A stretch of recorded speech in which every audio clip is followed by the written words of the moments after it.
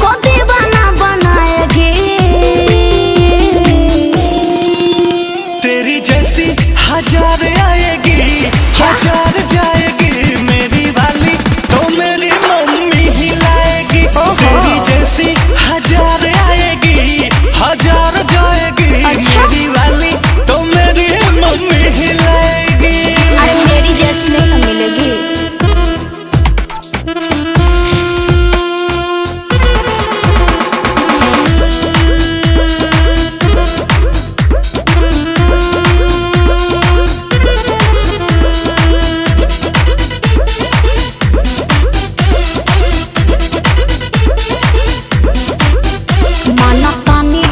हवा कहनो